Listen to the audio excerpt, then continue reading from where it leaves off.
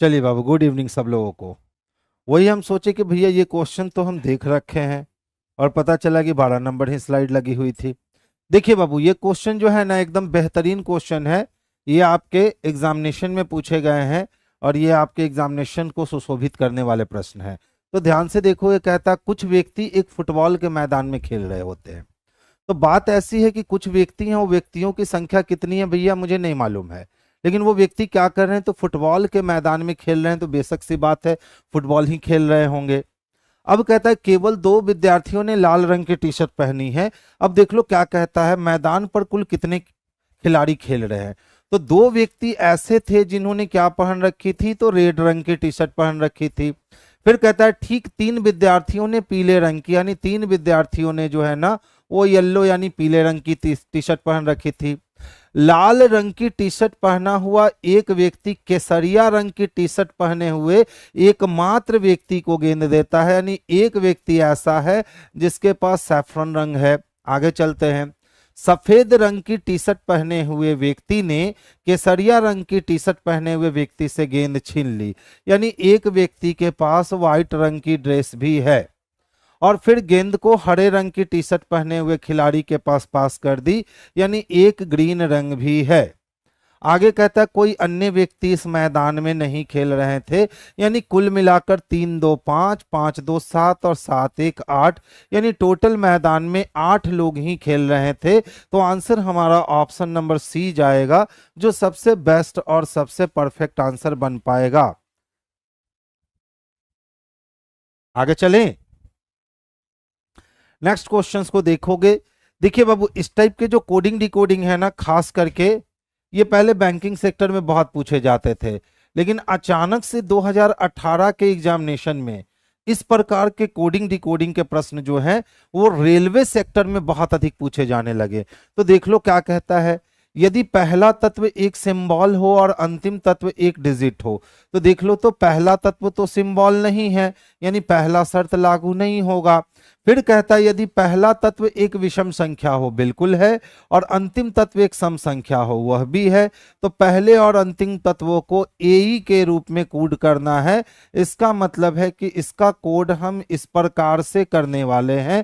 तो लास्ट वाले का कोड भी जो है ना वो हम इस प्रकार से करने वाले हैं, यानी दूसरा अप्लाई हो रहा है। तीसरे शर्त को पढ़िए, यदि दूसरे और तीसरे तत्व दोनों पूर्ण वर्ग हो तो दोनों पूर्ण वर्ग नहीं है, यानी तीसरा अप्लाई नहीं होगा। तो बस उतार लो, इक्वल टू के लिए क्या लिखोगे तो एफ लिखोगे, लेस देन के लिए क्या लिखोगे तो पी लिखोगे, टू के लिए आप एक्स लिखोगे और एट दी रेट के लिए आप डी लिखोगे। तो देख लो, तो ऐसी व्यवस्था कहां दिख रही है, एफ के बाद पी नहीं दिख रही है, कैंसिल, एफ के बाद पी, उसके बाद एक्स, उसके बाद डी, उसके बाद ए, यानी option number C. Option number C इसके लिए बहुत परफेक्ट और बेस्ट आंसर है। किन्होंने दिया, चंदन ने दे दिया, रंजन ने आंसर दे दिया। चंदन ने 2 बार आंसर दे दिया, बच्चा एक बार ही काफी है रे।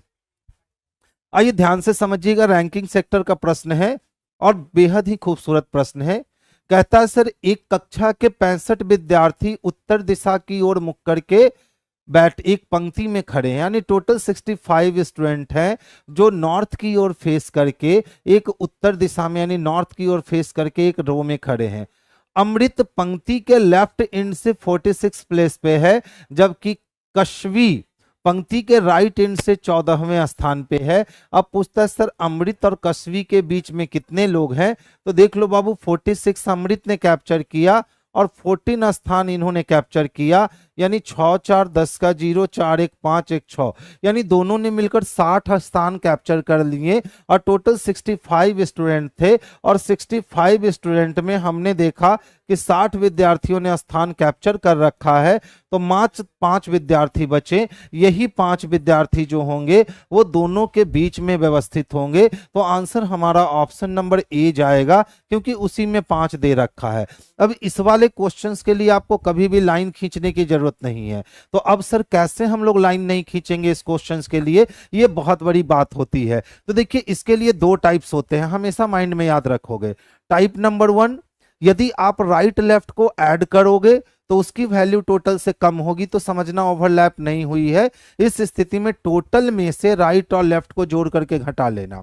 और टाइप नंबर 2, जब राइट और लेफ्ट के वैल्यू को आप जोड़ोगे एक साथ तो उसकी वैल्यू टोटल से अधिक हो जाएगी, तो समझ लेना ओवरलैप कर चुकी है। और जब भी राइट लेफ्ट को जोड़ने पर वैल्यू टोटल से अधिक हो जाए तो जितने अधिक हो रहे हैं ना उसमें से 2 की कमी कर लेना, आंसर आएगा। तो ये पहले टाइप का क्वेश्चन था जहां राइट और लेफ्ट के पोजीशन को जोड़ने पर हमारा वैल्यू 60 आया और टोटल नंबर ऑफ स्टूडेंट की वैल्यू 65 थी, यानी टोटल ज्यादा थे तो ओवरलैप नहीं कर सका। तो हमने कहा कि सर टोटल में से हमने राइट प्लस लेफ्ट को माइनस कर लिया और टोटल में से राइट प्लस लेफ्ट को माइनस किया तो एकदम आराम से हमने आंसर निकाल लिया। तो अब से याद रखोगे यही 2 टाइप के ये प्रश्न बनते हैं, या तो राइट लेफ्ट जोड़ने पर टोटल से अधिक होगा या तो राइट लेफ्ट जोड़ने पर टोटल से कम होगा। टोटल से कम रहा तो टोटल में से राइट प्लस लेफ्ट को घटा लेना और टोटल से अधिक रहा तो जितना अधिक है उसमें से 2 घटा लेना, आपके आंसर आ जाएंगे।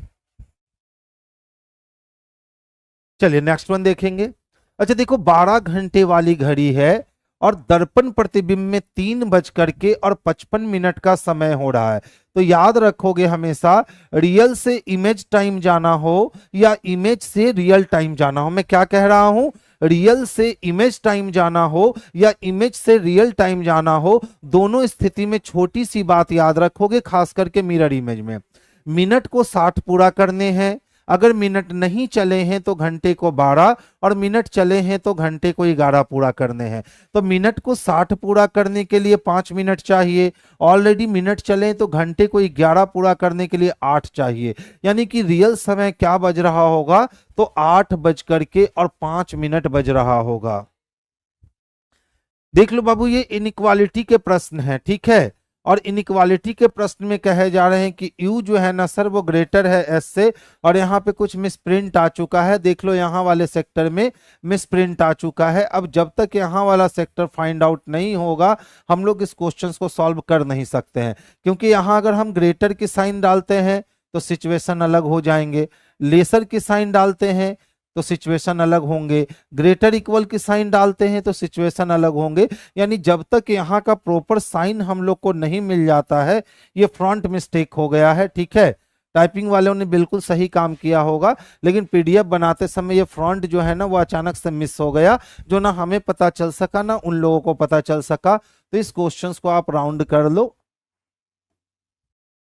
ध्यान से देखिएगा। क्योंकि मूवी आर जिसके प्रचार पर केवल 1.3 करोड़ खर्च किए गए हैं, उसकी तुलना में मूवी एक्स के प्रचार पर 3.6 करोड़ खर्च किए गए हैं, इसलिए मूवी एक्स निश्चित रूप से बॉक्स ऑफिस पर अधिक कमाई करेगी। यानी यहां मूवी का कंपैरिजन कैसे किया जा रहा है कि कौन सी मूवी हिट करेगी, कौन सी मूवी ज्यादा हिट करेगी, उसका जायजा इस बात पे लिया जा रहा है कि उसके एडवर्टाइजमेंट पे मूवी वालों ने कितने खर्च किए हैं। कोई आर मूवी थी जिसके एडवर्टाइजमेंट में 1.3 करोड़ खर्च हुए हैं, जबकि कोई एक्स मूवी है जिसके एडवर्टाइजमेंट पर 3.6 CR खर्च हुए हैं। अब बताओ, कहता है कि सर इसीलिए एक्स जो है ना वो निश्चित रूप से बॉक्स ऑफिस पर अधिक कमाई करेगी। तो यहां कमाई करने का पैमाना क्या है, तो यहां कमाई करने का पैमाना जो दिया गया वो मार्केटिंग को दिखाया गया कि मार्केटिंग में जितने अधिक पैसे लगाओगे आपकी कमाई उतनी अधिक होगी, ये इस क्वेश्चन का पैमाना है। अब देख लो प्रश्न क्या कहते, धारणा क्या कहती है, वह फिल्म जिसके प्रसार पर 1 करोड़ से कम खर्च किया जाता है वो बॉक्स ऑफिस पर अच्छा प्रदर्शन नहीं कर सकती है। मेरे भाई निगेटिव सोच रहे हैं, और जब भी निगेटिव विचारधारा लेंगे वहां अजम्पशन सीधा का सीधा गलत हो जाएगा। दूसरा देखिए, मूवी एक्स मूवी आर से अधिक पुरस्कार जीत सकेगी। यहां बॉक्स ऑफिस पे कमाई करने की बात हो रही है और यहां अजम्पशन हम पुरस्कार जीतने की कर रहे हैं, तो 2 नंबर भी गलत हो गया। यानी ना तो 1 अनुसरण किया जा सकता है और ना तो 2 अनुसरण किया जा सकता है, ठीक है। ऑप्शन नंबर कितना, सी। हाँ, अगर यही धारणा के जगह हम क्या कहते, कंक्लूजन निकालते, यानी कि हम धारणा के जगह निष्कर्ष निकालने को जाते। धारणा की जगह क्या निकालने को जाते, निष्कर्ष निकालने को जाते, तो हमारा एक नंबर जो है ना ये सही हो जाता और 2 नंबर हमारा गलत हो जाता। लेकिन कब एक नंबर सही होता, जब इसी क्वेश्चंस के लिए हम लोग कंक्लूजन निकालने जाते, तब हमारा एक नंबर सही हो जाता। क्योंकि स्टेटमेंट दिखा रहा है कि जिसके प्रचार पे अधिक खर्च होगा वह ज्यादा कमाई करेगा और जिसके एडवर्टाइजमेंट पे कम खर्च होगा वो कम कमाई करेगी। और यहां मूवी एक्स ने इतनी कमाई करवा दी, क्यों, प्रचार के दम पे। तो जिसके प्रसार पर 1 करोड़ से कम खर्च किया जाएगा वो फिल्म ज्यादा प्रसार नहीं कर पाएगी, ऑफिस पे अच्छा प्रदर्शन नहीं कर पाएगी। ये क्या निकलता, तो ये कंक्लूजन निकलता। ये क्या निकलता, कंक्लूजन निकलता। तो आंसर अभी हमारा जाएगा ना तो 1 ना तो 2। ठीक है। अब जैसे ही हम लोग अजम्पशन को कंक्लूजन की तरह सोचते हैं, कंक्लूजन को आर्ग्यूमेंट की तरह सोचते हैं, वहीं पे हमसे लॉजिकल रीजनिंग में गलतियां होती हैं। देखो, एक जनरल स्टोर थे, उसमें 5 उत्पाद रखे गए थे, उनके नाम ए बी सी डी और ई थे, उनके मूल्य भी अलग अलग थे।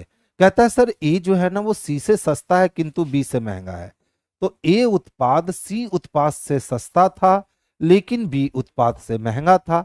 अब कहता है ई सी से महंगा है किंतु डी से सस्ता है, और ई सी से महंगा है और डी से क्या है, सस्ता है। तो 5 उत्पाद की बात करी है और 5 उत्पाद यहां अरेंज हो गए। कौन सा उत्पाद सबसे सस्ता है, तो उत्पाद बी सबसे सस्ता है, जो ऑप्शन नंबर डी में स्पष्टता दिखता है। तो ऐसे ऐसे इजी क्वेश्चंस भी आपको देखने को मिल जाएंगे। गुड इवनिंग बंगाली बाबा, आज शेरो शायरी नहीं चलेगी। चलिए देखिए, 4 घंटियां थी, 3, 8, 12 और 15 मिनट के अंतराल पे बजती थी।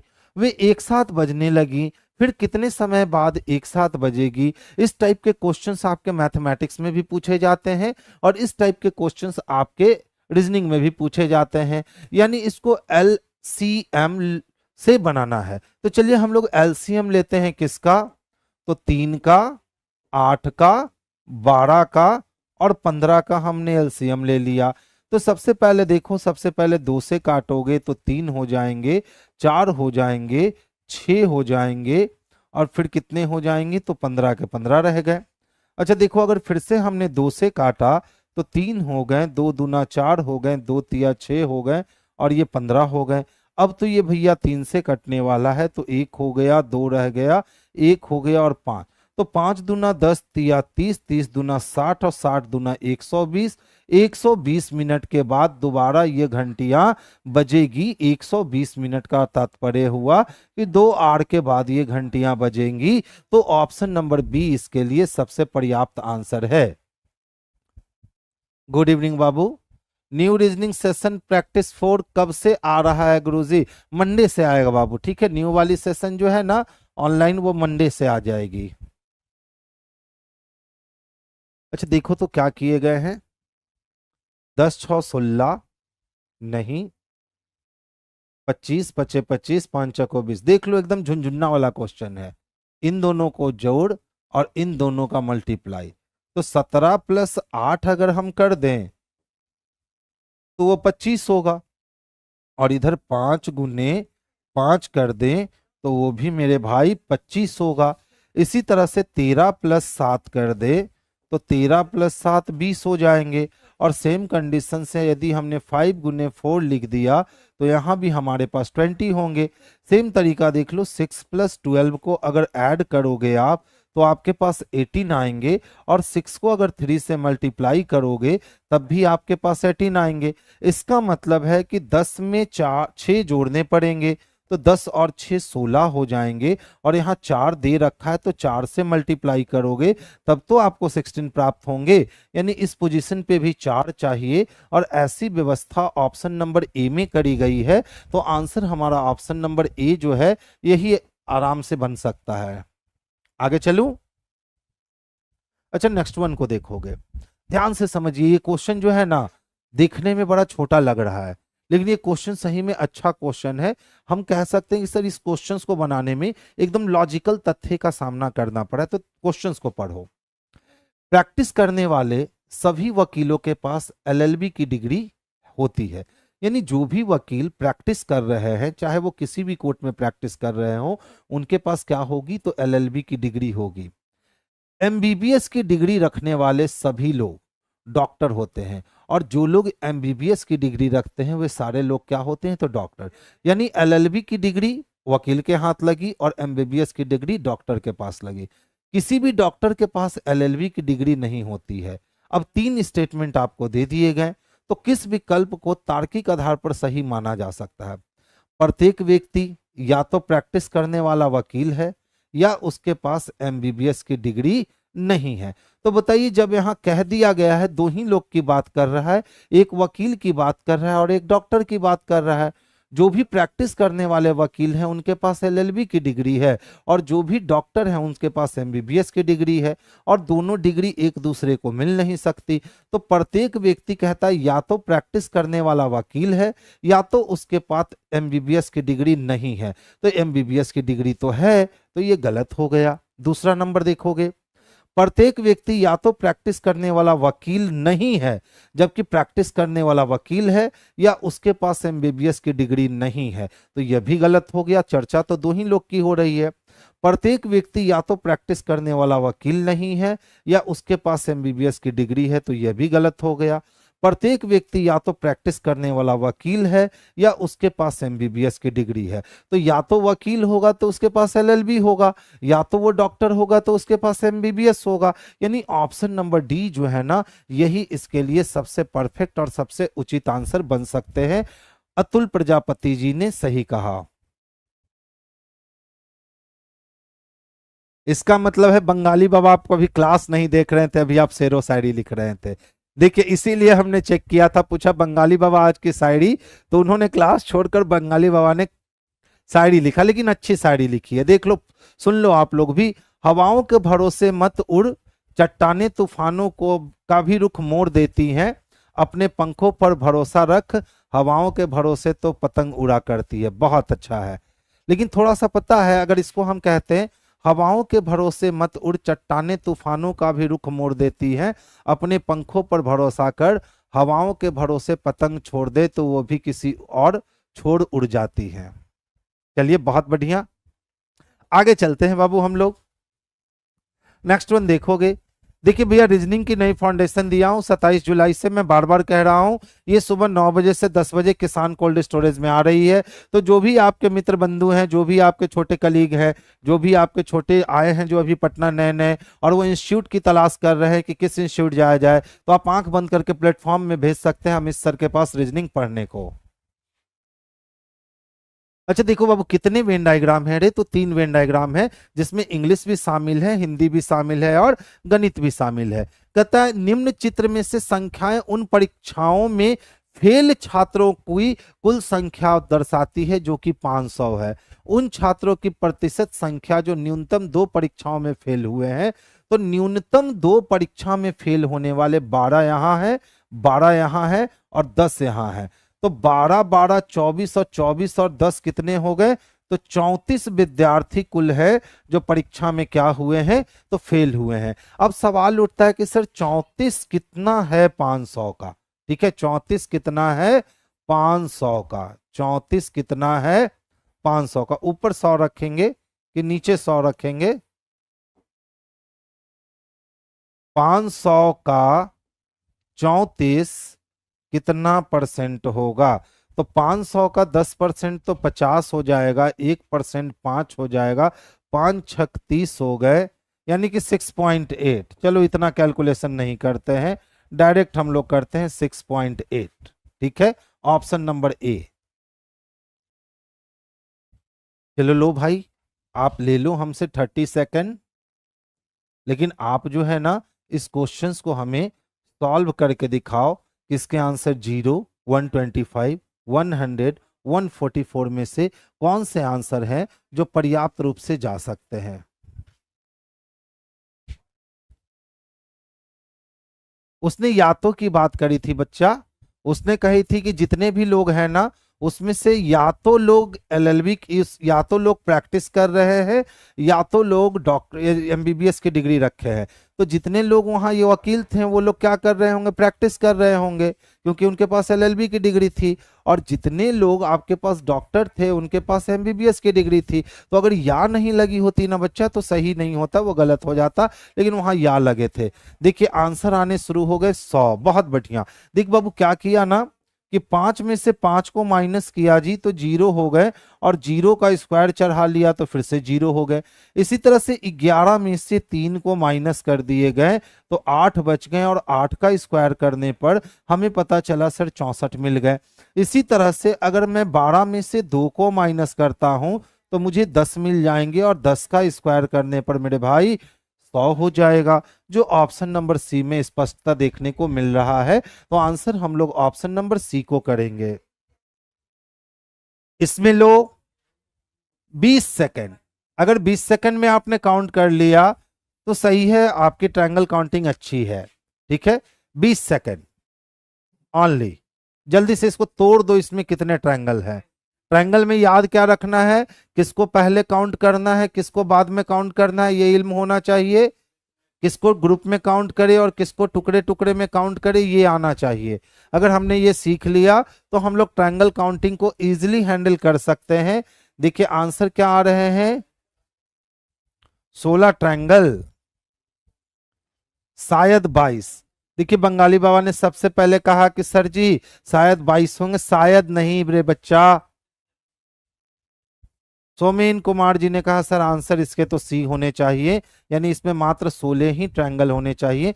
देखो बाबू ट्रायंगल काउंट करना जो है ना एकदम झुनझुना बजाने की तरह आसान होता है। देख लो अगर इस वाले फिगर की बात करोगे तो ये एक ट्रायंगल कितने टुकड़े में बटा है जी, तो 1 2 3 4 में बटे, तो 4 3 7 2 9 9 1 10 ट्रायंगल यहां से मिल गए।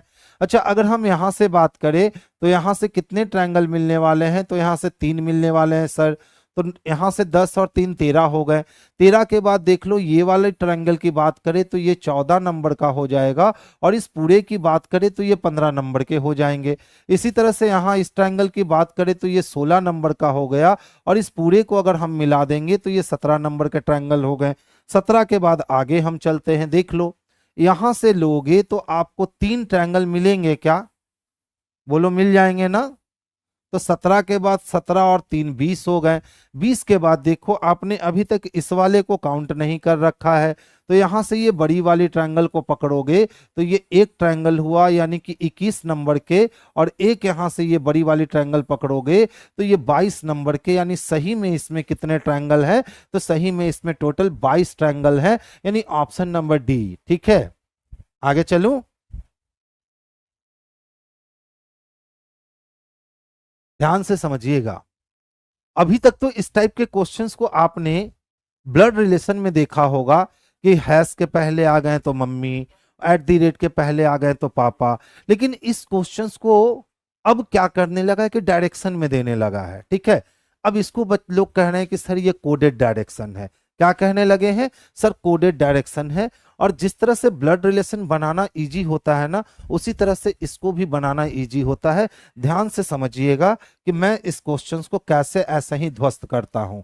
तो देखिए क्या है हमारे पास, तो P%Q और प्लस R और माइनस S है, यही है ना। अब पूछी जा रही है प्रश्न में कि एस क्यू के प्रति किस दिशा में है, यानी कि क्यू के रिस्पेक्ट में एस किस दिशा में है। तो अगर आप मेरे रिस्पेक्ट में पूरब में हो तो मैं आपके रिस्पेक्ट में पश्चिम में रहूंगा, यानी जस्ट अपोजिट। तो देखो करना क्या है, ध्यान से समझोगे। अगर ये हम अपने आप को खुद मान लेते हैं केंद्र बिंदु, तो सबसे पहले आर से मिलने के लिए हमें माइनस का सामना करना पड़ेगा, और माइनस का सामना जैसे ही करेंगे तो देखिए माइनस क्या कहता है कि ए बी के पश्चिम में है, यानी आर मुझसे कहां है, तो पश्चिम में है। ठीक है, अब चूंकि डिस्टेंस नहीं दे रखा है तो अपने मन से सब में 10-10 किलोमीटर की दूरी मान लो, यानी जहां एस खड़ा है उसके पश्चिम में आर 10 किलोमीटर पे है।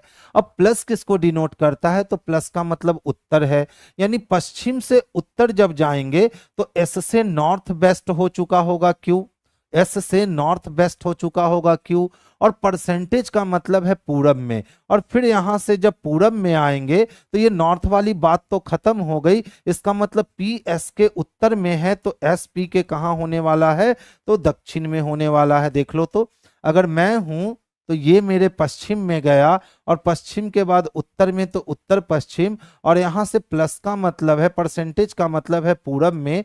तो जैसे ही अब मैं पूरब में आऊंगा तो उत्तर से पूरब आऊंगा तो डायरेक्ट सामने खड़ा हो जाऊंगा जी। देख लो तो पी परसेंटेज क्यू का मतलब क्या है कि ए बी के पूरब में है, यानी पी जो है ना बच्चा ये क्यू के पूरब में है। ठीक है, आंसर उत्तर आने चाहिए। आंसर क्या मांगा है, एस क्यू के प्रति कहाँ है। अच्छा, एस क्यू के प्रति पूछा तो मैं पी के पास क्यों गया, क्यू एस के प्रति कहाँ थे, उत्तर पश्चिम में। तो ये भाई साहब कहाँ हो जाएंगे, तो दक्षिण पूरब में। ऑप्शन नंबर बी यही तो बन गया था। हम लोग पी तक पहुंच गए थे इसीलिए आंसर दक्षिण आ जा रहा था। ठीक है, अब देखो क्यू से पी पकड़ लिया। अब क्यू प्लस आर का मतलब क्या है कि क्यू जो है ना सर ये आर के उत्तर में है। अब देख लो आर माइनस एस का मतलब क्या है कि सर आर जो है ना वो एस के पश्चिम में है। पूछे गए हैं एस क्यू के प्रति किस डायरेक्शन में है, तो एस जो है वो क्यू के प्रति ना तो दक्षिण में ना तो पूरब में, यानी कहाँ है, तो साउथ ईस्ट में है। अब बताओ इतना खेला करने की जरूरत कहाँ रही, हम लोग तो इस क्वेश्चंस को यहीं से कवर कर सकते हैं। हम हो गए, मेरे पश्चिम में आर हो गया और आर के उत्तर में क्यू गया, यानी क्यू तक पहुंचने के लिए हमें उत्तर पश्चिम में जाना होगा। तो एस से क्यू जब उत्तर पश्चिम में है तो क्यू से एस दक्षिण पूरब में है, तो हम डायरेक्ट आंसर साउथ ईस्ट लगा सकते हैं। हम डायरेक्ट आंसर क्या लगा सकते हैं, साउथ ईस्ट लगा सकते हैं। इतना काम इतना वर्क करने की जरूरत नहीं है। देखो ये क्वेश्चन अच्छे थे और आसान भी थे। ऑलरेडी 3 एरो से मिलकर बना ट्रायंगल, यहाँ 4 एरो दिए गए हैं और यहाँ 3 ही लाइन सेगमेंट है, कैंसिल। यहाँ 4 लाइन सेगमेंट दिए गए हैं तो इससे आपके वर्ग बनने चाहिए थे, यहाँ ट्रायंगल बन रहे हैं, कैंसिल। यहाँ आपके 3 लाइन सेगमेंट दिए गए हैं तो 3 लाइन सेगमेंट से तो ट्रायंगल बनना था, यहाँ आपके वर्ग बन रहे हैं, कैंसिल। यहाँ आपके पास 5 लाइन सेगमेंट है और पेंटागन दे दिया गया है, यानी ऑप्शन नंबर डी जो है ना ये मूल रूप से बिल्कुल सही जवाब होगा। तो आंसर हम लोग ऑप्शन नंबर डी को करेंगे, जो सबसे बेस्ट और सबसे परफेक्ट आंसर बनने वाला है। नेक्स्ट क्वेश्चंस को मूव कर रहे हैं, ध्यान से देखिएगा। कहता है संख्या 5109238674 में अंकों की संख्या इस तरह अदली बदली की जाती है कि पहला और छठा, तो पहले को पहला, दूसरा, तीसरा, चौथा, पांचवा, छठा, पहले को छठे से, दूसरे को सातवें से, और आगे भी इसी तरह से बदल दोगे। तो पूछता है सर दाएं से तीसरा अंक कौन होगा, तो दाएं से तीसरा अंक बाबू 6 होगा, और 6 तक पहुंचने के लिए हम तीसरी संख्या से बदल चुके होंगे, यानी आंसर हमारे 0 हो जाएंगे, यानी ऑप्शन नंबर बी जो है इसके लिए सबसे पर्याप्त आंसर हो जाएंगे। तो आंसर हम लोग किसको लगाने वाले हैं, तो ऑप्शन नंबर बी को लगाने वाले हैं। अब ये करने मत लगना कि सर इसको बदल देते हैं, बदलने में आपके समय झूठ मूठ के खर्च होंगे। देख लो एक कक्षा में यानी एक क्लासरूम में सफल लड़कों की सूची में देवेंद्र ऊपर से 12वें स्थान पे है एवं नीचे से 31वां है। तो ऊपर और नीचे से स्थान जब पता चल चुका है तो टोटल विद्यार्थी भी पते चल चुके हैं। 31 और 10 41 और 1 42 हो गया, यानी टोटल नंबर ऑफ स्टूडेंट कितने हैं, 42 हैं जो सफल हुए हैं। इसमें 3 बच्चे परीक्षा में भाग नहीं लिए, तो 42 और 3 कितने हो गए, तो 45 हो गए। और एक विद्यार्थी परीक्षा में फेल हो गया, तो 45 और 1 46 हो गए। अब पूछता है कुल बच्चों की संख्या कितनी है, तो कुल बच्चों की संख्या 46 है, जो ऑप्शन नंबर ए में स्पष्टता देखने को मिल रहा है। तो आंसर हम लोग ऑप्शन नंबर ए को करेंगे। अब ध्यान से देखोगे सर आपने कैसे कर लिया, तो बताओ जब एक कक्षा में सफल विद्यार्थियों की हम सूची बना रहे थे और उस सूची में हमने देवेंद्र को देखा, किसको देखा, देवेंद्र को, तो ऊपर से देवेंद्र का स्थान कितना था, तो 12 नंबर था, और नीचे से इसी देवेंद्र का स्थान कितना था, तो 31 नंबर था। अब यहां से अगर आप टोटल निकालने की कोशिश करोगे तो एक ही व्यक्ति का प्लेस ऊपर नीचे से आपको मालूम है, तो उस दोनों प्लेस को आप जोड़कर और 1 माइनस करोगे, यानी 43 में से 1 माइनस करोगे, यानी 42 बच्चे आएंगे। और 42 बच्चों ने क्या किया है, तो 42 बच्चों ने पास किया है। 42 बच्चों ने क्या किया, पास किया। अब इसमें से 3 बच्चे परीक्षा में भाग ही नहीं लिए, तो जो 3 बच्चे परीक्षा में भाग नहीं लिए हैं बंधु, वो भी तो इस कक्षा का हिस्सा होंगे ना। और एक विद्यार्थी फेल कर गया, यानी एक विद्यार्थी फेल कर गए। तो 42 3 45 और 45 और एक कितने हो गए, तो 46 विद्यार्थी हो गए जो कक्षा में पढ़ रहे थे। तो आंसर हमारा ऑप्शन नंबर ए हो गया। बहुत बढ़िया। नेक्स्ट वन को देखेंगे। देखिए ये वाली क्वेश्चन बड़ी ही आसान होती है, सरलता के साथ हम लोग बना सकते हैं, ठीक है। अब जैसे ध्यान से समझोगे, अगर इस वाले को फिल करें और कहा जाता है कि सर आप इस वाले को भर कर दो, तो स्वाभाविक सी बात है एक लाइन यहां से निकलेगी और एक लाइन जो यहां से आ रही है वो इस लाइन को यहां पे मिला देगी, ठीक है। अब देख लो फिर से एक लाइन सेंटर से आ रही है और वो सेंटर से एक लाइन आते हुए वो इस तरह से इसको काट लेगी, ठीक है। अब इसके अलावा और कोई फिगर बनने को तैयार है क्या, तो देखो तो ऐसी व्यवस्था नहीं, बिल्कुल ऐसा ही फिगर आना चाहिए। देख लो आप, अगर इसको हमने यहां मिलाया और इसको हमने यहां मिलाया और ये वाली लाइन यहां आ रही है,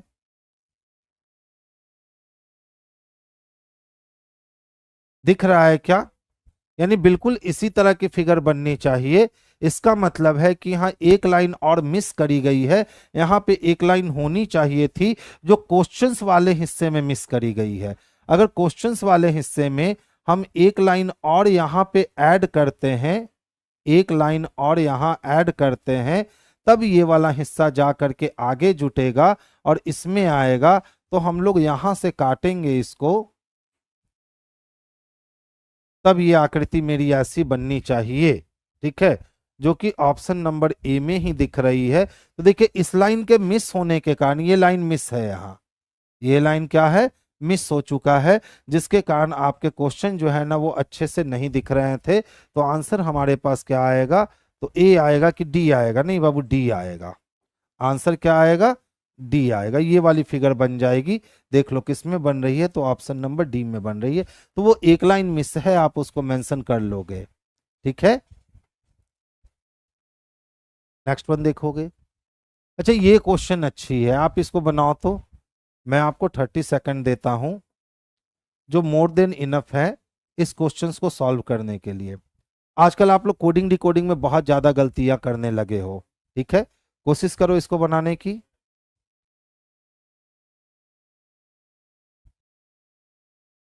जल्दी से 30 सेकंड इस क्वेश्चन को सॉल्व करने के लिए है ना, एकदम पर्याप्त है।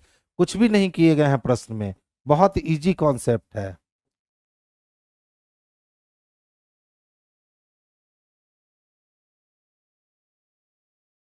ऑप्शन नंबर ए आया। और भी कोई बच्चे, चलिए देखिए मैं इसको डिस्कस कर रहा हूं, बहुत ही इजी कॉन्सेप्ट है। सबसे पहले दो दो लेटर को इंटरचेंज करवा लो आपस में। अच्छा बताओ, एक में अगर 3 जोड़ोगे तो 4 होंगे और 4 के लिए डी, और 13 में 3 जोड़ोगे तो 16, यानी कितने प्लस किए गए, 3।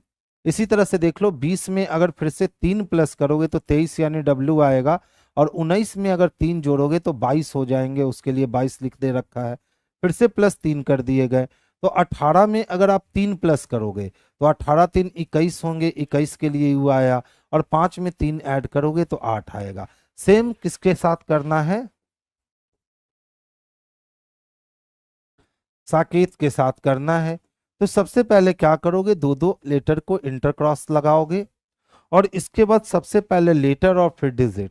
तो 8 में 3 जोड़ा 11 हो गया यानी के, और 19 में जब 3 जोड़ा तो 19 और 3 22 हो गया यानी के 22 चाहिए। के में 3 जोड़ा तो 11 और 3 14, 14 के लिए एन रखोगे, और 1 में 3 जोड़ा तो 4 हो गए। इसी तरह 5 में 3 जोड़ोगे 8 हो गए, और 20 और 3 23 हो गए। यानी हमें ऐसी ऑप्शन ढूंढनी है जो के से स्टार्ट हो और 23 पे खत्म हो। तो देखिए तो के से स्टार्ट नहीं हो रहा है, के से स्टार्ट 23 पे खत्म, के से स्टार्ट 23 पे खत्म नहीं हो रहा है, के से स्टार्ट 23 पे खत्म नहीं हो रहा है, यानी ऑप्शन नंबर बी ही इसके लिए सबसे परफेक्ट और सबसे बेस्ट आंसर है। तो आंसर हम लोग बी को लगाने वाले हैं। रामदास कुमार जी गुड नाइट बाबू, इतना सवेरे कौन सोता है रे। देखिए वो अभी से ही गुड नाइट कर रहे हैं, इतना सवेरे कौन सोता है। ध्यान से समझिएगा, अच्छा प्रश्न है और लॉजिकल रीजनिंग का है। और बात करी जा रही है किसकी, तो पूर्व धारणा की, यानी कि अजम्पशन की बात करी जा रही है। कहता है ना कि शहर में पानी की कमी के कारण, तो शहर में भैया क्या हो गई है, तो पानी की कमी हो गई है। और जिसके कारण प्राधिकरण ने सभी नागरिकों को अपनी पानी की खपत को 25% कम करने के लिए कहा है।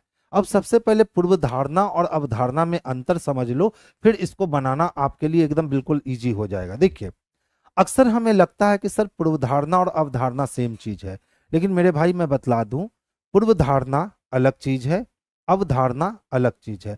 अब बोलोगे सर पूर्व धारणा और अवधारणा में अंतर क्या है, तो देख लो पूर्व धारणा क्या है, तो अजम्पशन ऑफ पास्ट को पूर्व धारणा कहते हैं और अजम्पशन ऑफ प्रेजेंट इंडेफिनिट को अवधारणा कहते हैं। अब इसको सॉल्व कैसे किया जाए, तो समझ लो, एकदम टेक्निकल नहीं, एकदम घरेलू भाषा में समझा दे रहा हूं, आप खुद समझने लगोगे कि अवधारणा कब है और पूर्व धारणा कब है। ठीक है, मान लो कि अभी देख लो, अभी ये रिलायंस वाला मैटर बहुत गरमाया हुआ है, आप लोग भी न्यूज से रूबरू हो गए, तो रिलायंस वाला मैटर आपने देखा होगा कि बहुत गड़बड़ा गया है। शादी का खर्च कहा जा रहा है कि उन्होंने टैरिफ प्लान बढ़ाकर निकाला, तो अचानक से जो टैरिफ प्लान में वृद्धि हुई, तो उसके जो मैनेजिंग डायरेक्टर हैं या जो इस सेक्टर में काम करता है कि कब कितनी टैरिफ रखनी चाहिए, उसने टैरिफ प्लान बढ़ाने से पहले बहुत कुछ सोच विचार किया होगा। उसके बाद उसने कहा कि कल से आपकी टैरिफ प्लान की रेट जो है वो बढ़ जाएगी। तो टैरिफ प्लान की रेट बढ़ाने से पहले उस मुलाजिम ने जो भी कुछ सोचा, जो भी कुछ अज्यूम किया, वो अजम्पशन ऑफ पास्ट कहलाया, यानी कि पूर्व धारणा कहलाया। जब टैरिफ प्लान बाहर निकल के आई, इस पे लोगों ने अपनी अपनी राय प्रस्तुत की कि भैया मुकेश अंबानी जी ने अपने शादी का खर्चा, बेटे की शादी का खर्चा हम लोग से निकलवा लिया टैरिफ प्लान की मदद से। वो पहले आए थे फ्री में देने, अब तानाशाह बन गए हैं, तो अब हम लोग अज्यूम करना शुरू कर दिए, तो ये अवधारणा हुआ। यानी मैं सिंपल कह लूं कि स्टेटमेंट देने के पहले स्टेटमेंट देने वाले ने जो भी कुछ अजम्पशन लिया है वो पूर्व धारणा है, और स्टेटमेंट आने के बाद स्टेटमेंट पढ़ने वाले ने स्टेटमेंट पढ़ने के बाद जो अज्यूम किया वही क्या है, अवधारणा है। तो पूर्व धारणा और अवधारणा दो अलग अलग चीजें हो गई। क्या है Abhishek Kumar ji, reasoning daily test में क्वेश्चन कहाँ क्वेश्चन छोड़ के आगे बढ़ते हैं, कभी क्वेश्चन छोड़ के आगे नहीं बढ़ते हैं। ठीक है, जितने क्वेश्चन हमारे स्क्रीन पे दिए जाते हैं उतने क्वेश्चंस को हम बखूबी सॉल्व करवाते हैं। आज तक हमने कभी भी क्वेश्चन कभी नहीं छोड़ा। आप बताओ तो बच्चे, हम क्वेश्चन छोड़ते हैं कभी? जो क्वेश्चन यहाँ तक कि छूट भी जाते हैं ना, तब भी आप जब दोबारा पूछते हो तो मैं उसको रिपीट कर देता हूँ बाहर से सीट मंगवा के। ठीक है, तो आप ध्यान से देखिएगा अभिषेक, क्वेश्चंस कोई भी नहीं छोड़ी जाती है। जितना हमारे पास स्लाइड में यहाँ क्वेश्चन होते हैं वो टेस्ट में आपके आएंगे ही आएंगे। ठीक है, आगे चले तो चलिए देखिए, आई होप आप लोग अजम्पशन ऑफ पास्ट और अजम्पशन ऑफ प्रेजेंट इंडेफिनिट किस चिड़िया का नाम है ये आपने समझ लिया होगा। चलिए अब देखिए ध्यान से क्या है। कहता है शहर में पानी की कमी के कारण प्राधिकरण ने सभी नागरिकों को अपनी पानी की खपत 25% कम करने के लिए कहा है। अब इसने अवधारणा लेने को नहीं कहा है, इसने पूर्व धारणा लेने को कहा है। तो अजम्पशन ऑफ पास्ट क्या होता है, पूर्व धारणा का मतलब? अजम्पशन ऑफ पास्ट ये होता है पूर्व धारणा का मतलब। यानी कि जिस बंदे ने ये स्टेटमेंट दिया, जिस बंदे ने ये स्टेटमेंट दिया कि सर आप पानी की खपत 25% कम कर दो क्योंकि पानी की कमी हो रही है, उसने क्या सोच करके ये कहा होगा, उसने क्या सोच करके ये कहा होगा, बस यही हम लोगों को सोचना है। तो अधिकांश नागरिक अपनी पानी की खपत कम कर सकते हैं। अगर मैं ये स्टेटमेंट दे रहा हूं कि सर आप 25% पानी की कमी कर लो, पानी की कमी है, मैंने ये स्टेटमेंट दिया, तो मेरे स्टेटमेंट देने से आप पानी की खपत कम कर दोगे, ये तो मैं पहले ही सोच रखा होगा ना। अगर मैं सोचा होता कि मेरे कहने पे भी आप पानी की खपत कम नहीं करोगे, तो मैं ये स्टेटमेंट आपको देता ही नहीं। यानी ऑप्शन नंबर ए सही है, उसने पहले ही ये सोच लिया होगा स्टेटमेंट देने से पहले कि मेरे कहने पर अधिकांश नागरिक जो है वो अपने पानी की खपत को कम कर लेंगे। अच्छा, दूसरा देखो, कई कार्यकर्ता प्राधिकरण द्वारा दी गई इस सलाह का विरोध कर सकते हैं।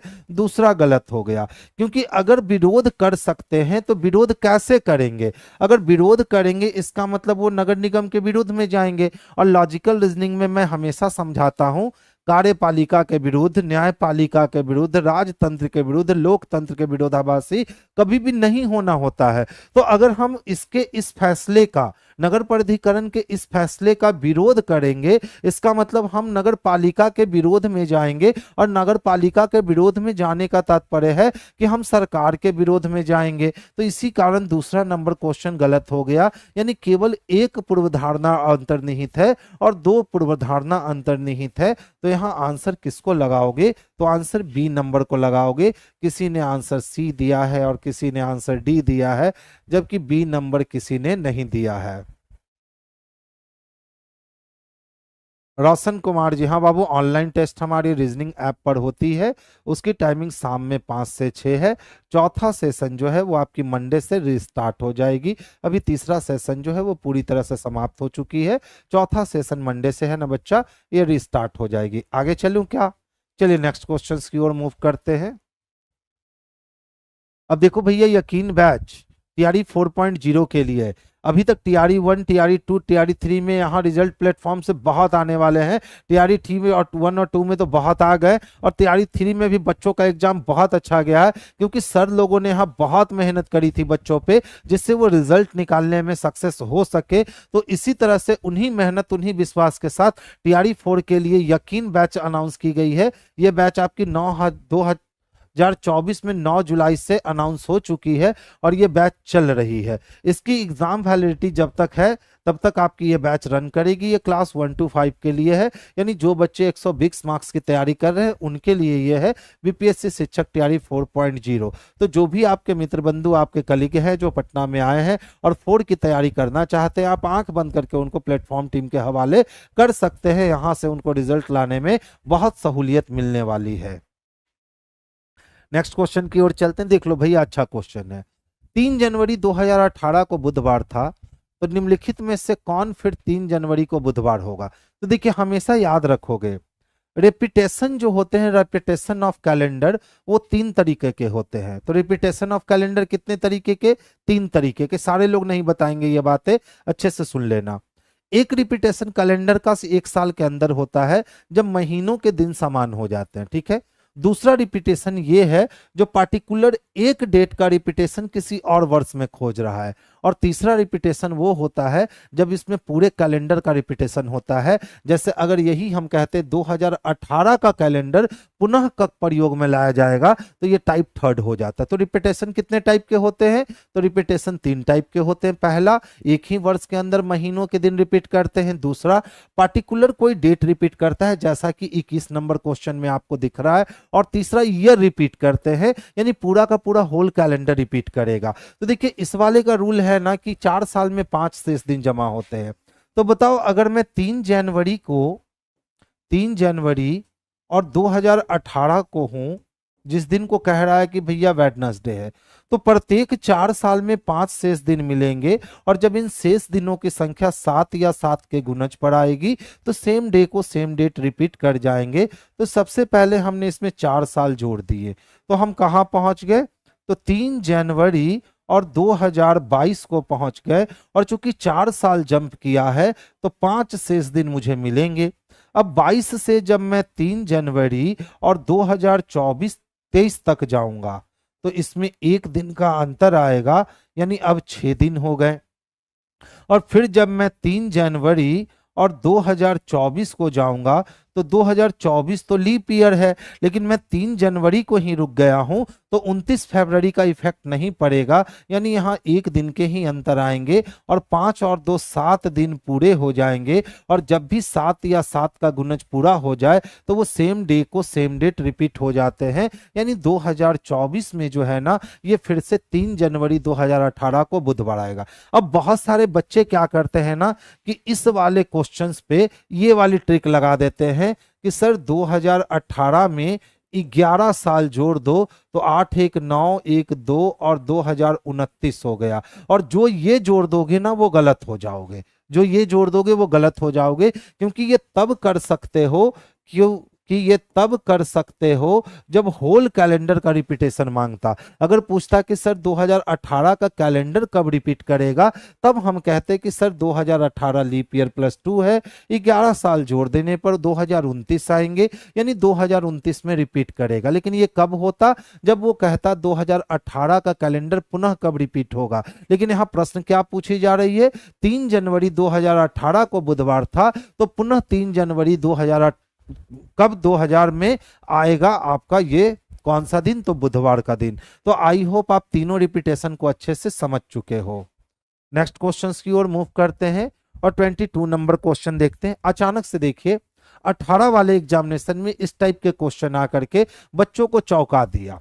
ठीक है, पहले दूसरे एग्जाम में तो इस टाइप का जो क्वेश्चन आया ना ये बच्चों को क्या किया, तो चौंका दिया। अब बात हुई कि सर चौंकाया क्यों, तो नॉन वर्बल में पहले ये पढ़ाई नहीं होती थी, इसको कहते हैं पिक्टोरियल नॉन वर्बल। ठीक है, यानी पिक्चर दिखा करके आपसे कंक्लूजन निकलवा ले रहा है कि इसका कंक्लूजन आप क्या दे सकते हो। पहले ये एग्जामिनेशन में नहीं पूछे जाते थे, लेकिन 2018 में ऐसे पिक्टोरियल क्वेश्चंस पूछे जाने लगे। तो देखो तो एकदम सिंपल सी बात है, हमारे पास सेब दिया गया और जूस दिखा दिया गया, तो सेब का संबंध जूस से है, तो ऊन का संबंध क्या लियोपॉर्ड से हम ऊन निकालते हैं, तो नहीं सर।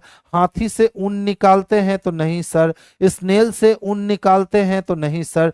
तो ऊन किससे निकालते हैं, तो भेड़ से निकालते हैं। यानी जिस प्रकार एप्पल से जूस निकलता है उसी प्रकार भेड़ से सेब निकलेगा। तो पिक्टोरियल नॉन वर्बल कह सकते हैं, या इसको पिक्टोरियल एनालॉगी भी कह सकते हैं, जबकि आज तक पिक्टोरियल एनालॉगी कभी नहीं दिए गए थे। एनालॉगी 3 टाइप से दिए जाते थे, word based analogy, letter based analogy, digit based analogy. लेकिन इस टाइप के क्वेश्चन आपके 2018 में करीब 5-6 सेशन में यानी 5-6 एग्जामों में पूछे गए हैं।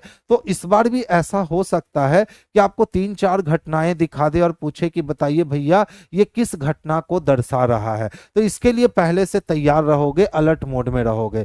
चलिए नेक्स्ट क्वेश्चंस की ओर मूव करेंगे। देखो, पेपर कटिंग अलग चीज होते हैं और पेपर फोल्डिंग अलग चीज होते हैं। 2 चीजें होती हैं। एक चीजें होती है जिसमें हम लोग पेपर को सिर्फ फोल्ड करते हैं, एक पेपर के ऊपर दूसरे पेपर को रख देते हैं। ठीक है, और एक होता है कि पहले पेपर को हम लोग फोल्ड करते हैं, उसके बाद उसमें कटिंग करते हैं और उसके बाद उस डिजाइन को खोलकर पूछता है कि कौन सी डिजाइन बनेगी। तो ये दोनों 2 चीज है। सर सिटिंग अरेंजमेंट वाला क्वेश्चन दीजिए। बाबू सिटिंग अरेंजमेंट के क्वेश्चंस तो आते हैं, ऐसा नहीं कह सकते हो कि सर नहीं आते हैं। ठीक है, बिल्कुल आते हैं। आते हैं कि नहीं बच्चे? सर 5 बार क्यों आता है? क्या बाबू 5 बार आता है? ये मुझे समझाइएगा थोड़ा, 5 बार क्यों आता है? मैं समझ नहीं पाया अक्षय जी आपकी बात को। ठीक है, तो आप समझा दोगे 5 बार का मतलब क्या हुआ। तो देखिए ये फिगर कितने तरह से रिएक्ट करेंगे, तो 2 तरह से। पहला क्या होगा, तो सर पेपर को फोल्ड करना है, बस इतना ही काम करना है। और दूसरा क्या होगा, सर पेपर को फोल्ड करके काटना है और उसके बाद वो खुलेगा तो कैसा डिजाइन दिखेगा वो बताना है। यानी एक होता है पेपर फोल्डिंग और एक होता है पेपर फोल्डिंग एंड कटिंग। आज भी है तो अच्छा, आज भी है ना। तो चलिए देखिए ये है ना, कहता है एक पारदर्शी सीट दी गई है जिस पर पैटर्न बने हुए हैं। ये जहां से दिख रहा है ना, यहां से इस पेपर को मोड़ना है। तो या तो आप पेपर को लेफ्ट में फोल्ड करोगे या तो आप पेपर को राइट में फोल्ड करोगे। अच्छा बताओ, अगर लेफ्ट में पेपर को हम फोल्ड करने पहुंच जाए तो ये पेपर मुझे ऐसा दिखेगा क्या? दिखेगा ना। और अगर पेपर को हम राइट में फोल्ड करते हैं तब भी ये पेपर मुझे कुछ इस तरह से दिखने लगेगा। बोलो दिखेगा। तो पहले ऑप्शंस को एक बार देख लेना कि ऑप्शंस किधर दिख रहे हैं। तो ऑप्शंस भैया कहाँ दिख रहे हैं, तो अंदर की ओर दिख रहे हैं, यानी लेफ्ट की ओर दिख रहे हैं, तो ये वाले कॉन्सेप्ट तो बाहर चले गए। अब देख लो इसमें भी बात रही कि सर ये होगा, ये होगा, ये होगा या ये होगा। तो पहले ए और डी को तो कैंसिल कर दो। अब बोलोगे सर आपने ए और डी को कैंसिल क्यों किया, तो ध्यान से देखोगे, हाँ बाबू डेली चलती है। अगर ये वाली फिगर मैं छोटी रख देता ना, ये वाली फिगर में इस वाले बॉक्स से क्या कर देता, छोटी रख देता, तब हम लोग एक और चार में से किसी एक का चयन कर सकते थे। लेकिन इस वाली फिगर को देख लो, ये वाली फिगर जो है ना, आप स्केल का पैमाना लेकर माप लो, ये वाली फिगर बाहर निकल गई है। तो जब ये वाली फिगर यहां बाहर निकल गई है, तो ये वाली फिगर यहां भी बाहर निकलेगी। अब बाहर निकलने पर या तो सिचुएशन ये बनने वाला है, या तो सिचुएशन ये बनने वाला है। अब सवाल उठता है सर अब बताओ कि बी का चयन करोगे कि सर सी का चयन करोगे। तो बात बड़ी सिंपल है कि कौन नीचे जाएगा और कौन ऊपर जाएगा। तो ध्यान से देखो, अगर हम इस वाले पेज पर इस वाले पेज को रखते, तो ये स्क्वायर वाला ऊपर जाता, और स्क्वायर वाला जब ऊपर जाता तो ये इस वाले को एकदम बिल्कुल झांक देता। ठीक है, ये बिल्कुल इधर क्या कर देता, बिल्कुल जिसको कहते हैं ना कवर कर देना, तो इस तरह से ये इसको क्या कर देता, कवर कर देता। ठीक है, क्योंकि हमने इधर इसको रखा है। लेकिन आज हमने इधर इसको नहीं रखा है, अब हम इस वाले को कहां ले जा रहे हैं, उधर ले जा रहे हैं। तो जब इस वाले को हम इधर लेकर के आएंगे, तो ये वाली फिगर जो हमारी है ना, ये वाली फिगर हमारी यहां से इस तरह से रिएक्ट करने वाली है। और जब ये वाली फिगर यहां से रिएक्ट करने वाली है, तो ऊपर वाली फिगर दिखनी चाहिए बाहर की ओर, और ये वाली फिगर जानी चाहिए अंदर की ओर। तो देखो, तो इसमें देखोगे तो ये वाली फिगर ऊपर की ओर दिख रही है ना, बोलो दिख रही है।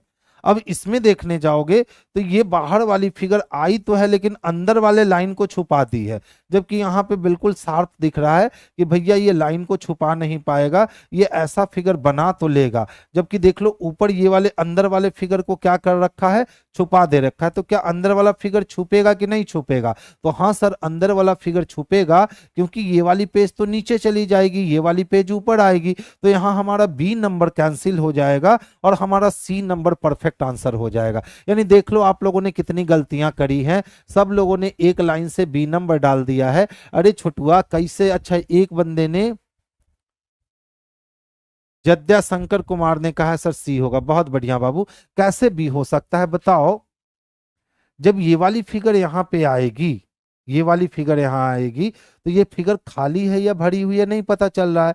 मान लो ये वाली पूरी फिगर जो है ना वो भरी हुई है, और इसके ऊपर हम इसको रखते हैं। जैसे समझो ये वाली हाथ है, और इस हाथ के ऊपर अगर हम इस हाथ को रख दें, तो अंदर वाला हाथ तो छिप जाएगा ना मेरे भाई। और यहाँ देखो अंदर वाला हाथ दिख रहा है, यहाँ अंदर वाला हाथ क्या हुआ है, छुपा हुआ है। तो आंसर किसको लगाएंगे, तो आंसर ऑप्शन नंबर सी को लगाएंगे। किसको लगाएंगे, ऑप्शन नंबर सी को लगाएंगे। हाँ, अगर ये कह देता कि ये सिर्फ पैटर्न जो है वो इनविजिबल पैटर्न है, यानी सिर्फ लाइन सेगमेंट से मिलकर बना है, तब हम लोग बी नंबर को लगा सकते थे। क्योंकि जब लाइन सेगमेंट से मिलकर बनेगा तो वो उसको छुपा ही नहीं पाएगा पूरा, जैसा कि इसमें छुपा दिया गया है। ठीक है, ये क्वेश्चन तो आसानी से बनने वाले क्वेश्चन है। इस क्वेश्चन में हाँ बाबू ट्रांसपेरेंट होगा तो बी होगा, लेकिन वहां कहीं नहीं कहा गया है कि ट्रांसपेरेंट है। देख लो यहाँ कलर का खेल है। ठीक है, ध्यान से देखोगे, बड़ा कर रहा हूं, आप बताना ट्रांसपेरेंट है कि नहीं है। देखो, जो कह रहे थे कि सर लाइन से छोटी है, तो क्या लाइन से छोटी दिख रही है क्या, ध्यान से देख लो। सबसे पहले तो देखोगे तो लाइन से बाहर निकल गई, लाइन से बाहर निकल गई। छोटी होने का मतलब था कि इस वाले को ऐसे होना पड़ता, तब हम कहते सर लाइन से छोटी है, तब तो बी और डी की बात ही नहीं होती। ठीक है, अगर ट्रांसपेरेंट है तो फिर आंसर बी जाएगा, लेकिन ट्रांसपेरेंट यहां मुझे दिख नहीं रहा है, तो इसीलिए हमने आंसर किसको लगाया, तो सी को लगाया। अच्छा ध्यान से देखो, तो क्यू के ए है, यहां भी के ए है, तो के ए के पहले क्यू रख सकते हैं। तो Q K A D P दिख रहे हैं, Q K A D, P के बाद आर, तो पी के बाद आर दिखता है, तो पी के बाद आर रख लो। ठीक है, अच्छा Q K A D P R, Q K A D P R, Q K A D P R, Q K ADPR। बाहर क्या निकल के आए जी? तो KPQRDAP, ये चीजें बाहर निकल करके आती हैं। तो देख लो किस पे है, तो KPQ चाहिए खत्म, KPQRDAP चाहिए। ऑप्शन नंबर बी में स्पष्टता देखने को मिल रहा है, तो आंसर हमारे लिए ऑप्शन नंबर क्या चला गया? तो बी चला गया। ठीक है, देखो तो पारदर्शी बोला था क्या यहां? इसी वाली क्वेश्चन पे थे ना हम लोग? देखो तो कहीं भी पारदर्शी बोला है क्या? अच्छा, पारदर्शी बोल रखा है। ओहो,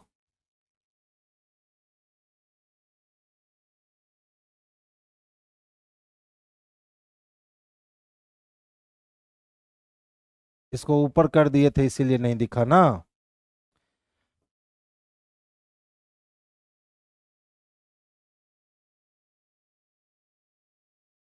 देख बाबू, यहाँ बोल दिया गया है पारदर्शी सीट को बिंदु पे की रेखा पे मोड़ा जाता है। तो जब पारदर्शी सीट है तो तय है कि ऑप्शन नंबर क्या जाएगा? तो बी जाएगा। बहुत बढ़िया। नेक्स्ट देखेंगे।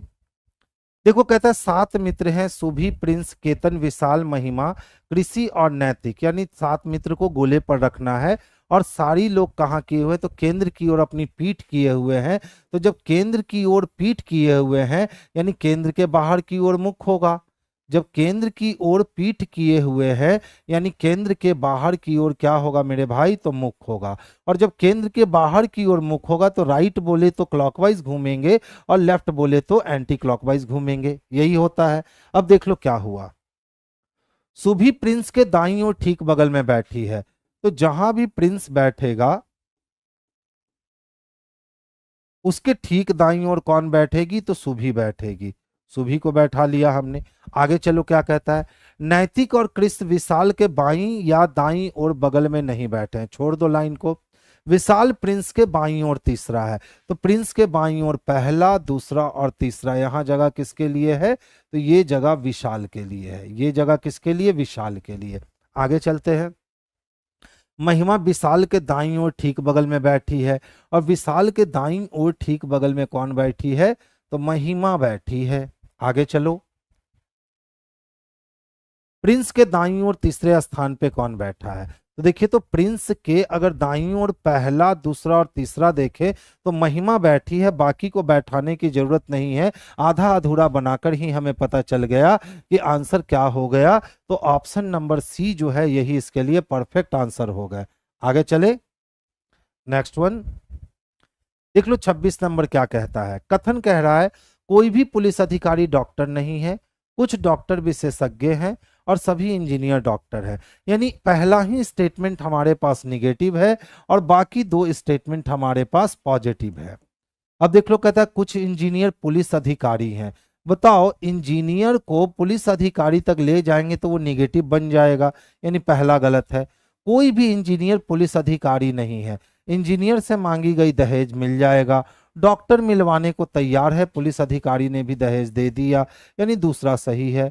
कुछ डॉक्टर इंजीनियर हैं। अच्छा देखो, सभी इंजीनियर जब डॉक्टर हैं तो कुछ डॉक्टर तो इंजीनियर होंगे, यानी 2 और 3 अनुसरण करता है, जो ऑप्शन नंबर डी में स्पष्टता देखने को मिल रहा है। अच्छा देखो, तो हम लोग वेन डायग्राम से चलते हैं। कोई भी पुलिस अधिकारी, कोई भी पुलिस अधिकारी क्या नहीं थे? तो डॉक्टर नहीं थे, यानी दोनों में दुश्मनी है। कुछ डॉक्टर जो हैं वो विशेषज्ञ हैं। क्या है? तो विशेषज्ञ है।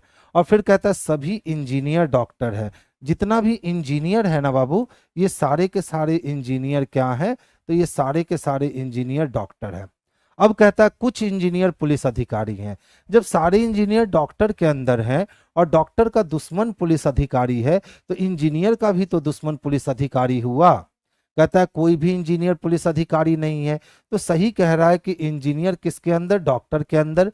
और डॉक्टर का दुश्मन पुलिस है तो इंजीनियर का दुश्मन भी पुलिस होगा। कुछ डॉक्टर इंजीनियर है। देख लो, जितना भी डॉक्टर है उसके कुछ हिस्से पे इंजीनियर है, यानी तीसरा भी सही हो गया। तो सही कौन कौन हुए? तो 2 और 3 सही हुए। और 2 और 3 किस में दिए गए हैं? ऑप्शन नंबर डी में दिए गए हैं।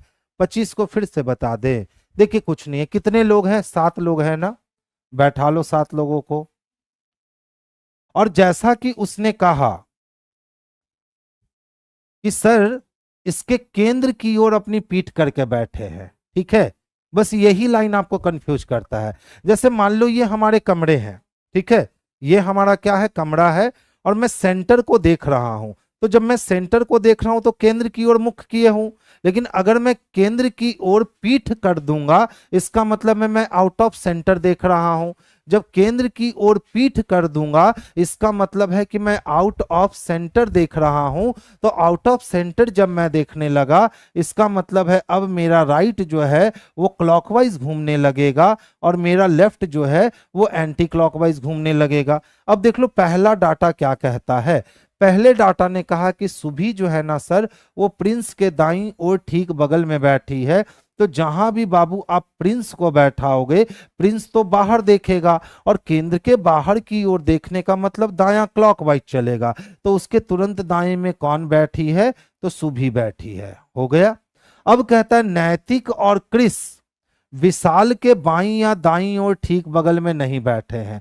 तो किसके विशाल के, तो जहां भी विशाल बैठेगा उसके दाएं और बाईं ओर कौन नहीं बैठा है, तो नैतिक और क्रिस जो है ये दाएं और बाईं ओर नहीं बैठ सकता है। आगे चलो। विशाल प्रिंस के बाएं तीसरे स्थान पर बैठा है। तो जब प्रिंस बाहर की ओर देख रहा है तो इसका बायां क्लॉकवाइज जाएगा। तो पहला, दूसरा और तीसरा ये वाली पोजीशन किसके लिए हो गई, तो विशाल के लिए हो गई। अभी भी हम लोग ये वाली लाइन को नेगलेक्ट करके चल रहे हैं। अब कहता है महिमा विशाल के दाईं ओर ठीक बगल में बैठी है। ओ हो, महिमा कहाँ बैठी है, तो विशाल के दाईं ओर ठीक बगल में बैठी है। तो महिमा विशाल के दाईं ओर बगल में बैठ गई। अब बताओ नैतिक और क्रिस विशाल के दाएं बाएं बैठ नहीं सकता है, तो अब नैतिक और क्रिस कहाँ बैठ पाएगा, तो नैतिक और क्रिस जो है ना वो यहाँ पे बैठ पाएगा। अब इकलौता नाम कौन सा बच गया है जी, तो केतन बच गया है। तो यहाँ केतन आ जाएगा। अब बताओ क्या पूछ रहा था, प्रिंस के दाईं ओर तीसरा, तो प्रिंस के दाईं ओर पहला, दूसरा और तीसरा केतन हो जाएगा। कौन हो जाएगा, केतन हो जाएगा। Thank you. यहाँ पे एक ही में लगाए थे ना कि बाहर की ओर है, और यहाँ पे जाकर विशाल को भूल गए कि बाहर की ओर जाना है, तो विशाल को यहाँ अंदर सोच करके दाया कर दिए थे। क्योंकि 99% सीटिंग कैसे बनती है कि सर अंदर की ओर है, सर अंदर की ओर है। ठीक है, तो आज की सभा हम लोग यहीं क्या करते हैं, बर्खास्त करते हैं। फिर हमारी कल मुलाकात होगी, और कल भी हम लोग 25 से 26 क्वेश्चन ही थे। कल कोशिश रहेगी कि 30 क्वेश्चन दूं और 30 क्वेश्चन का डिस्कशन करूं। हाँ बाबू, क्लास खत्म हो गई, अब क्या रिक्वेस्ट है कहिए। देख लिया अक्षय। बंगाली बाबा क्या रिक्वेस्ट है आपका जी, बताइए। अच्छा, क्वेश्चन अच्छे अच्छे जा रहे हैं ना, ये बताओ सारे लोग, जितने लोग अभी बने हुए हो, क्वेश्चन अच्छे अच्छे जा रहे हैं, आपको सीखने में मजा आ रहा है या क्वेश्चंस का लेवल और बढ़ाऊं। खुश रहिए अतुल जी, जल्दी से कमेंट करके बतलाओ क्वेश्चंस के लेवल ठीक जा रहे हैं, डाउन करना है या और अप करना है। आज क्लास क्यों बंद था, वहां कैंपस में थोड़ी सी क्लास में बंद हो गई। ये जो अभी जांच पड़ताल चल रहे हैं ना, सारे जो सरकार हैं, ये सरकार चाह रही है कि आप सारे नॉर्म्स को फॉलो कर रहे हो कि नहीं कर रहे हो, इसकी जांच पड़ताल चल रही थी, जिसके लिए जो है ना वो आज भर कोचिंग बंद रखी गई। आज सर लोग की मीटिंग अच्छे से हुई है, और बिल्कुल वो सर लोगों को आश्वासन दे दिया गया है कि यदि आप सब चीज़ अच्छा रखे हुए हो तो आप कोचिंग को चला सकते हो। तो आई होप कल से सारी कक्षाएं जो है आपकी खुल जाएगी। अभिषेक कुमार यादव जी, शादी वाला कॉन्सेप्ट एक बार बता दीजिए ना सर जी। बाबू, शादी वाला कॉन्सेप्ट 10 मिनट में बताना संभव है रे, उसके लिए 3 से 4 दिन की क्लास लगती है बच्चा। अब 10 मिनट में शादी वाले कॉन्सेप्ट को बताना बड़ा मुश्किल होता है। यानी आई होप मैं समझूं कि क्वेश्चन अच्छे अच्छे जा रहे हैं और आप लोग को आनंद आ रहा है। चलिए, बहुत बढ़िया। तो बस कंटिन्यू अपने आप को यहाँ बनाए रखिए यूट्यूब पे। हम लोग जितना फायदा दे सकते हैं यहाँ से आपको देंगे, और सिलेक्शन तक बिल्कुल कोशिश रहेगी हमारी कि आपके साथ हम इसी रफ्तार में चलते रहें, जिससे कि आप एग्जामिनेशन निकाल सको। आरआरबी जेई का रीजनिंग का लेवल क्या रहेगा। देखिए बाबू, रीजनिंग का लेवल तो सब में एक ही समान, लगभग थोड़ा सा 19 थोड़ा सा 20 होता है। ठीक है। लेकिन मैं हमेशा से कहता हूं कि मेरा गेस क्वेश्चन बनाइए, लेकिन आप लोग हो कि कहते हो सर नहीं प्रीवियस पेपर लाओ, तो मैंने प्रीवियस पेपर देना स्टार्ट किया। जबकि आप शुरुआत के देखोगे, पहला और दूसरे दिन का क्वेश्चन देखोगे, जो मैंने खुद गेस करके क्वेश्चन डाला था, उस क्वेश्चन में बहुत दम थे। ठीक है, और लेवल अप करके दें।